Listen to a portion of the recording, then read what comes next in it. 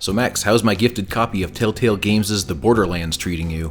Well, I have yet to play the latest episode, but so far I'm having a blast. Plus, if nothing else, at least it gives me something to do while I wait for Warner Bros. Entertainment to fix that horrendous Arkham Knight PC port of theirs. Did you pre-order it? Yep, and just like many other dissatisfied Batman fans, I had to ask for a refund. It looks like Steam revealed their new return policy right in fucking time for Arkham Knight, because within a short time after release, Warner Bros. Pulled the game from Steam because of rampant customer dissatisfaction. Well, speaking of Warner Brothers, wasn't there also some shabby port of Mortal Kombat X that a lot of people didn't take kindly to? Yep, and the shit ports don't stop there.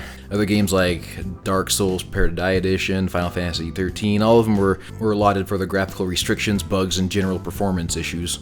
And of course, all of this happened before the launch of Steam's new refund policy. So, tell me, how exactly did all of these game companies rectify these issues at the time to ensure maximum customer satisfaction? Well, they really didn't.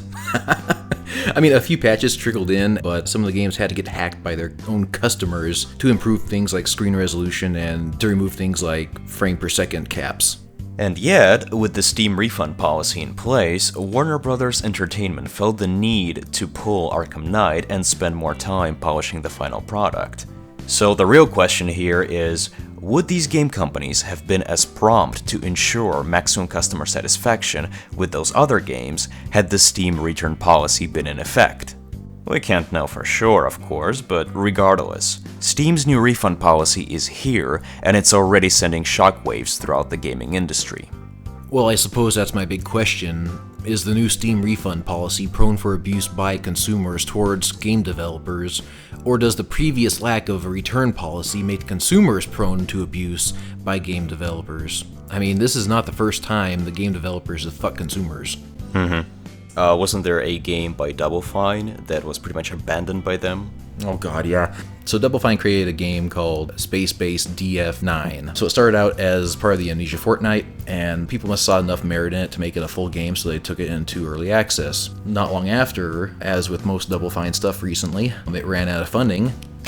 Of course. And what they did was they took the alpha build of this game and just said, here's the full game, fuck it. We're gonna open it up for modders. Wow. Which means we don't give a shit, you guys can finish the fucking game. Now imagine if you were to go out and buy Nintendo's latest Star Fox game. Let's be hypothetical here. Exactly. Well, let's say you're going to go out and buy the new Star Fox game and you get like early access or you get like a demo and you get to play the first level, right?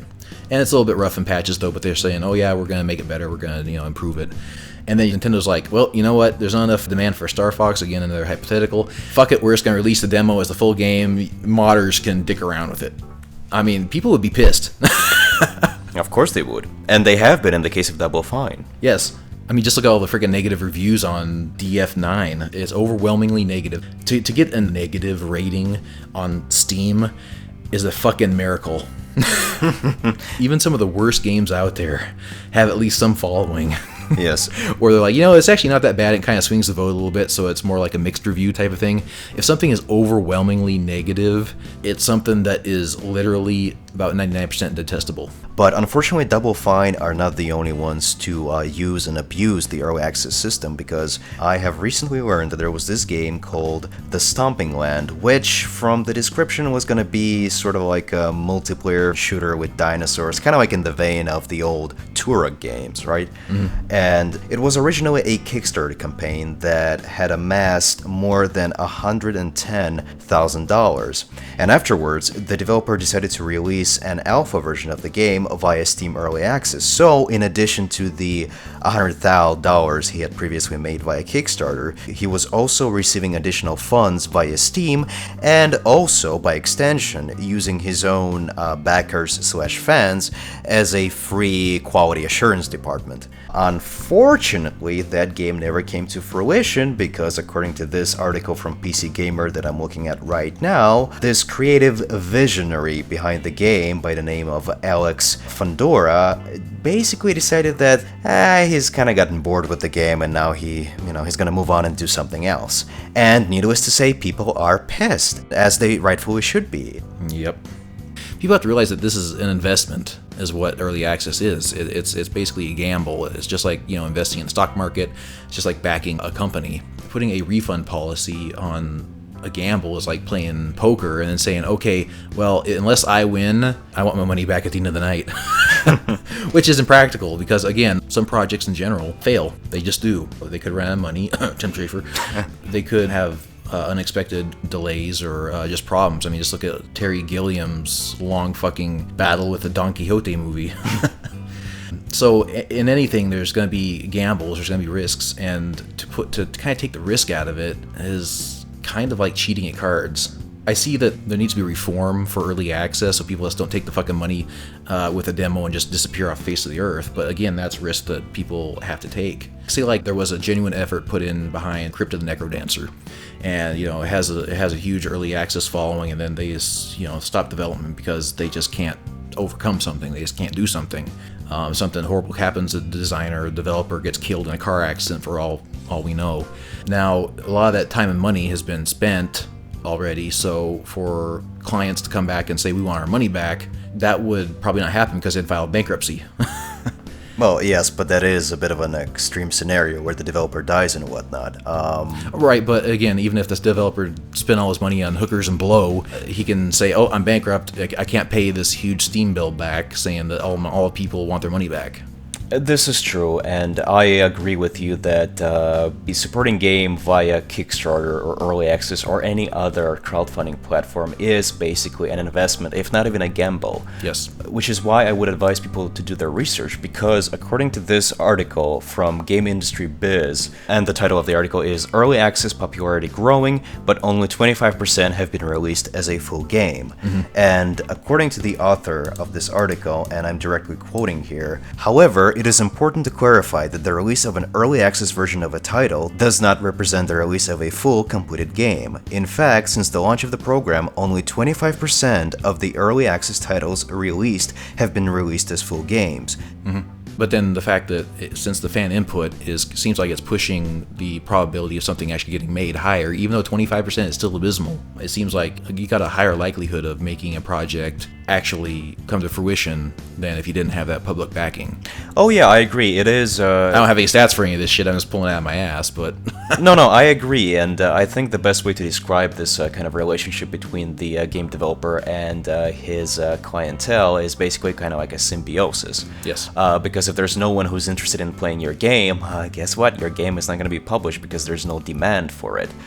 But yeah, if you're not going to advertise your games, Nintendo, then people aren't going to play them.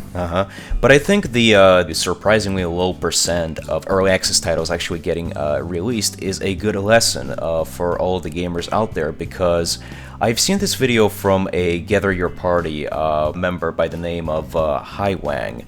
He has made this video called Kickstarter and Romanticizing Game Development, where he argues that due to the advent of crowdfunding platforms like Kickstarter, Indiegogo, or even Steam Early Access to a certain degree, a lot of the more successful projects on those platforms are basically fueled by hype and high expectations, and a lot of people think that all they have to do in order for a game to be successfully released is to just throw a bunch of money at the developer and go, here's all the funding you need, now make that game. Mm-hmm. And then, when said developer runs into a couple of setbacks or creative disagreements or some hurdles, that's when the gamers get a unique opportunity to play the role of an investor, if not even a publisher, and understand that not every creative enterprise, no matter how promising it is in the beginning, is going to be a success due to a plethora of different factors that might be out of your control or reach. Mm-hmm. But the fact that if a developer pulls the wool over the public's eyes, then the public will give that developer a black eye back.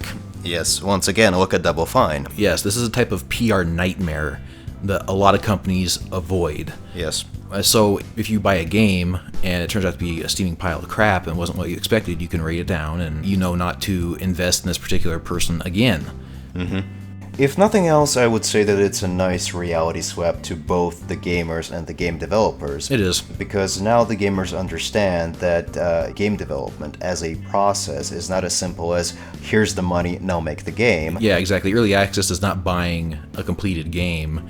you're buying the game kind of as is, and then you're hoping that it gets better. Yes, and in return, independent game developers now understand the importance of good PR with your own consumers, because thanks to early access, you can use them as basically, free quality assurance. And if you're not going to touch base with your consumers on a regular basis, if you're not going to update your game, sooner or later they're going to get pissed and they're going to demand their money back. Yep. As they should, because that, like I said, that's commerce 101. If people are not satisfied with a certain product, they're going to demand their money back. And I don't care if you think of yourself as basically the universe's gift to us, Phil Fish. No matter how genius you think your game is, if no one wants to play it, people are not going to pay money for it. I just hope out of this that the developers are going to start making better games. I mean, if your game is literally touch the screen to jump while one song keeps looping in the background, you should get your money back. But again, if it's only like $1 to begin with, it might not be worth your trouble. Well, that's actually the good thing, because from what I've seen, most developers seem to embrace the refund policy, and they understand the importance of having a good relationship with consumers, because there is this Tumblr blog that was created by Total Biscuit, which contains testimonies from various indie game developers sharing their thoughts and experiences with the Steam Refunds program, and most of them seem to be willing to put their trust into their own consumers, and that's pretty much all that we're asking here. Because think about it, you have all these people, these godfathers of game development like Tim Schafer, or the creator of the Castlevania game, basically asking us, the fans, the consumers, to put our faith and trust into him and give him the money. But at the same time, the moment Steam implemented this refund program, we had certain indie game developers basically pointing their fingers at us, the consumers, and calling us potential thieves because we might demand our money back. I think the refund policy is kind of neat because since there is DRM in place, that you can get a refund and have that game shut down and not copied, Yes. So basically, this is the one time where DRM's helping a consumer. What they just need to do is they just need to make demos again. Decide early on whether or not you like the game, and if you don't like it, you just don't buy the game. I mean, but see, now they have early access, so now you pay them for the demo.